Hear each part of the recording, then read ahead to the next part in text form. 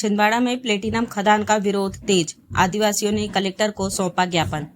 छिंदवाड़ा जिले की उमरेठ और मोखेड़ तहसीलों में प्लेटिनम खदान परियोजना का विरोध किसान और आदिवासी भूमि स्वामी निजी जमीन के अधिग्रहण के खिलाफ लामबंद हो गए हैं।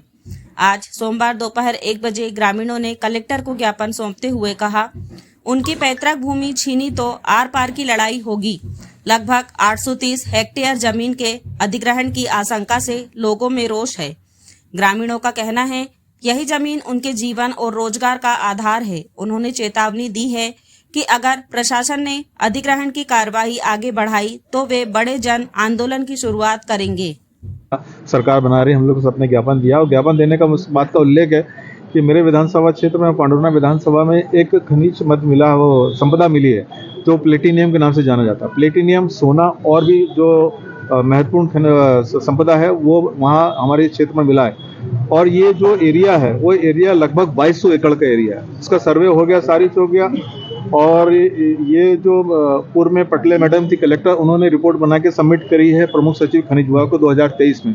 अब इसमें कार्रवाई आगे बढ़ रही है तो और वो कार्रवाई बढ़ रही है जिसके चलते हमारा सबका विरोध है, क्योंकि 2200 एकड़ जमीन जाएगी तो इन सब की जो जमीन है आदिवासी भाइयों की, ये सब गरीब आदिवासी परिवार के लोग हैं, इनकी जमीन अधिग्रहण करने की योजना बन रही है, जिसके विरोध में सारे आदिवासी भाई यहाँ पर इकट्ठा हुए हैं। और हम लोग सख्त विरोध करते हैं कि हम लोग खदान नहीं खोलने देंगे किसी भी हालत में।